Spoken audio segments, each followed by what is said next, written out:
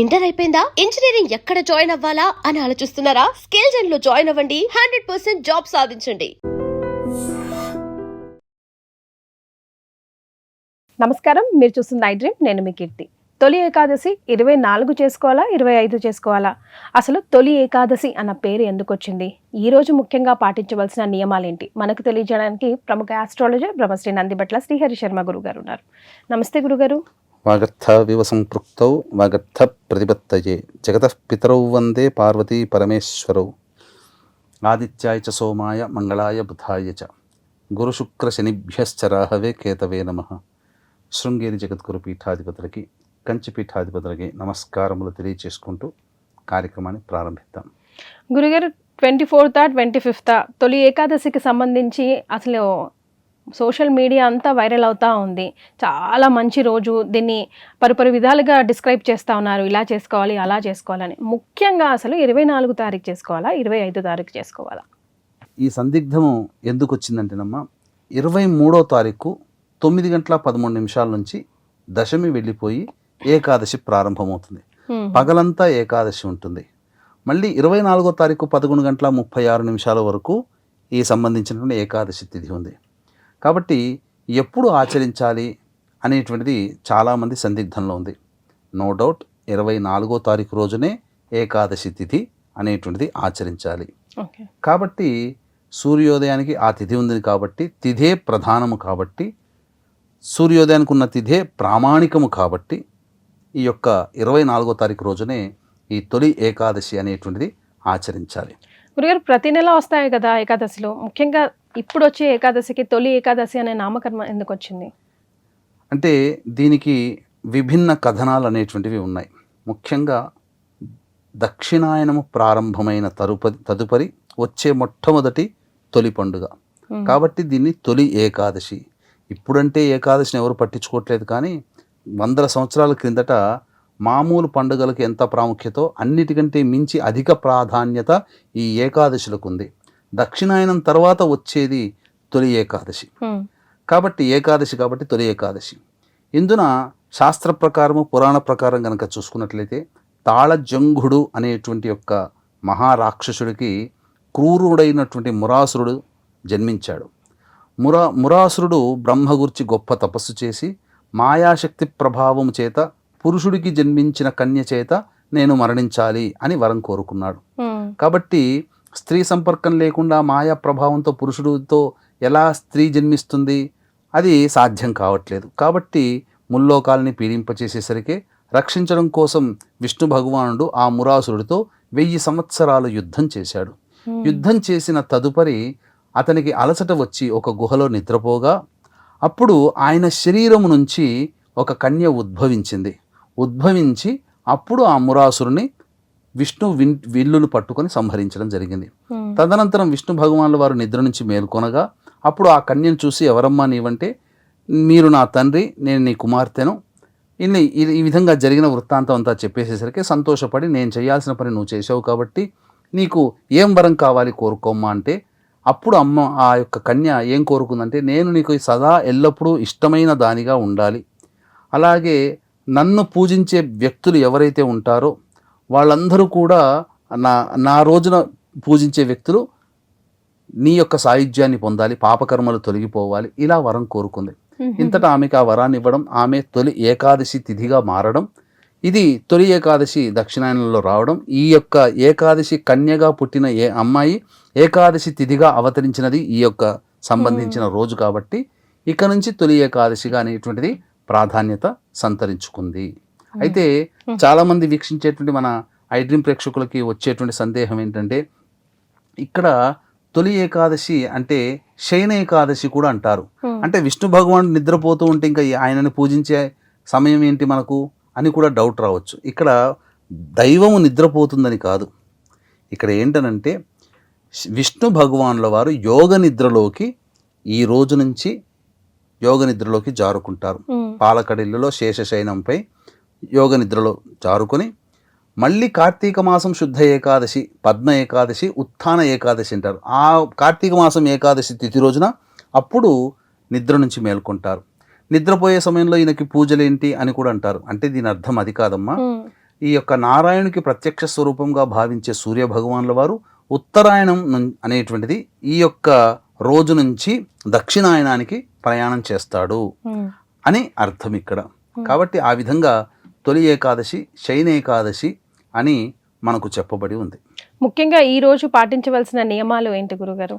ప్రధానంగా ఈ ఏకాదశి పర్వదినాన్ని పురస్కరించుకొని అసలు ఈ ఏకాదశుల యొక్క మహత్యము ఎవరి ద్వారా మనకు సంభవించింది తెలిసింది అని అంటే, ధర్మరాజు పాండవులు అందరూ కూడా వనవాసం చేస్తుండగా ధర్మ నిర్ణయాలలో వచ్చేటువంటి అనుమానాలు సందేహాన్ని నివృత్తి చేసుకోవడం కృష్ణ భగవాను ద్వారా తెలుసుకోవడం జరిగింది. కృష్ణ భగవానుల వారు ఈ ఏకాదశుల మహత్యాన్ని ధర్మరాజుకి వ్యాస భగవానుడి సాక్షిగా ఆ యొక్క ఏకాదశి విశిష్టతలన్నీ కూడా తెలియజేశాడు. ఈ తొలి ఏకాదశికి సంబంధించింది కూడా కథనం కూడా మనకు ఉన్నది. వీక్షించేటువంటి ప్రేక్షకులు కూడా ఈ 9 రోజుల వరకు దశమి తిథి వరకు కూడా అనగా 24వ తారీఖు వరకు కూడా వారాహి అమ్మవారి పూజలు చేసుకొని ఉంటారు.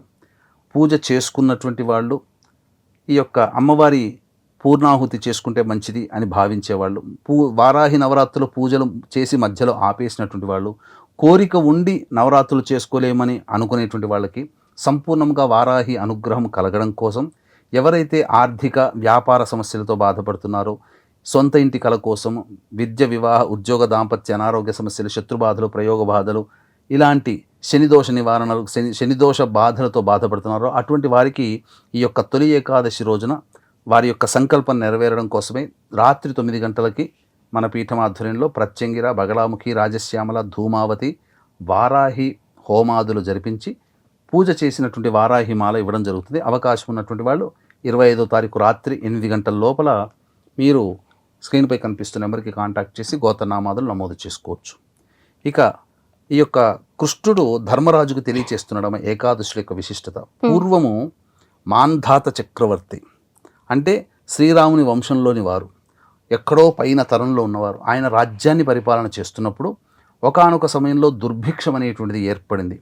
ఈ దుర్భిక్షం అనగా కరువు కాటకాదులు ఏర్పడి ఇక పంటలు పండక దేశమంతా కూడా కరువు కాటకాలతో ఉంటే అప్పుడు వశిష్ఠుల వారి యొక్క ఉపదేశానుసారమై మాంధాత చక్రవర్తి ఈ తొలి ఏకాదశి వ్రతాన్ని ప్రజలందరి చేత తాను ఆచరించి ప్రజలందరి చేత ఆచరించాడు.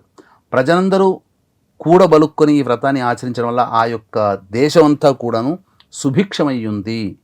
అంతేకాకుండా మనం ఈనాడున ద్వాదశ జ్యోతిర్లింగాలలో గృష్ణేశ్వరం అని చెప్పి మనం తెలుసుకుంటాం కదా, నాసిక్ దగ్గరలో ఉంది.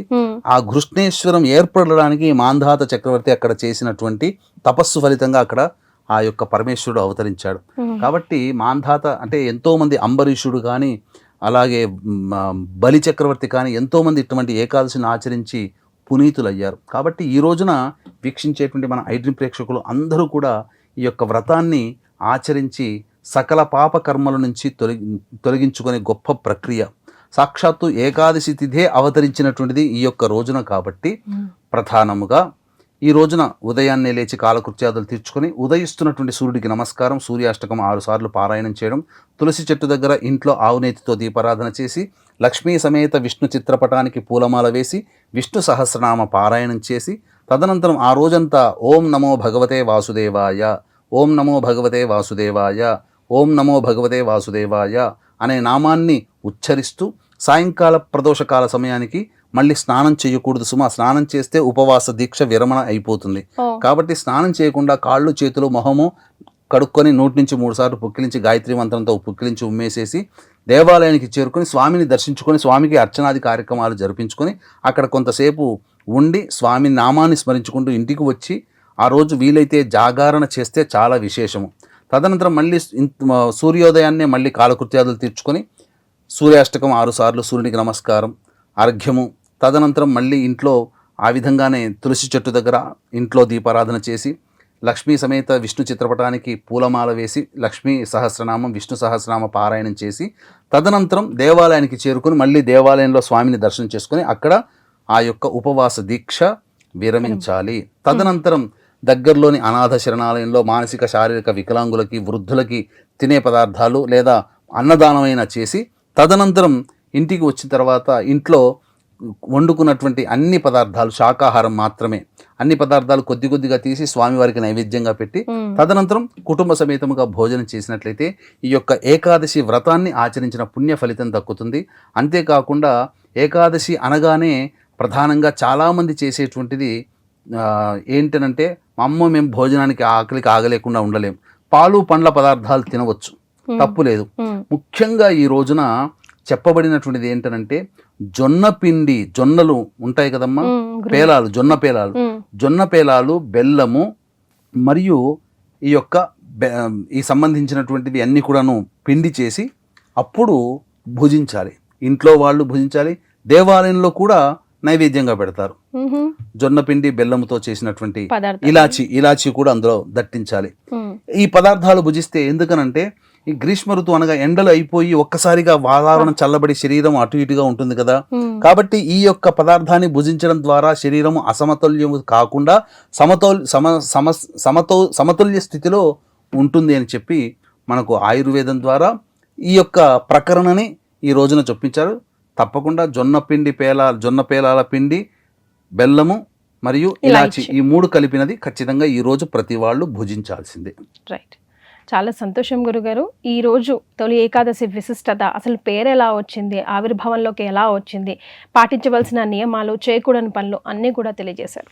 ధన్యవాదాలు. సర్వం Shri Umamaheshwara పరబ్రహ్మార్పణమస్తు. And for more videos, Please subscribe to iDream. Please subscribe to iDream. Please subscribe iDream. And please subscribe to iDream. For more videos, subscribe to iDream. please like, share and subscribe to the channel. Congratulations, iDream. Subscribe to iDream. Subscribe to iDream. So subscribe to iDream Media. iDream ki iDream team andarki huge congratulations. Please subscribe iDream Media. Please subscribe to iDream. Subscribe iDream. Please subscribe to iDream. iDream అంటే నా కళల channel subscribe చేసుకున్న నోరు తిరుగుతలేదు, మీరైతే గంట గుర్తు కొట్టండి. For more such videos, please subscribe to iDream. Subscribe to iDream. Please subscribe to iDream. Please subscribe iDream Media. Please do subscribe to iDream. Please subscribe to iDream Media. For best entertainment and information, please subscribe iDream. And don't forget to subscribe to iDream.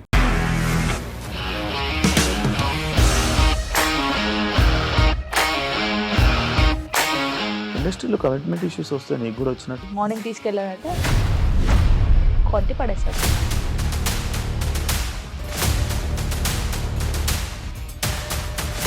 ఒక్కళ్ళు కూడా చూడలేదు ఈ cinema అని చెప్పడానికి కూడా చాలా ధైర్యం కావాలి. అది నిజం కదా, దాంట్లో ధైర్యం ఏంటి? ఇది నెక్స్ట్ డే ప్లేట్ మార్చేస్తే తప్పు కదా. As of now we are comfortable this అని నేను అనుకుంటున్నాను. రష్మిక గారిది మీది ఒకే ఊరంట కదా? నీకు కోపం వచ్చిందంటే బాగా తిట్టేత్తరా? తిట్టేద్దామండి. నిజంగా గేమ్ ని ఎలా చేంజ్ చేయగలిగారు? ఏపీఎస్ఎఫ్సి వాళ్ళకి 6 నెలల్లో నేను 6 లక్షలు కట్టా. బిజినెస్ చేయాలనుకుంటే it is as difficult as riding a tiger.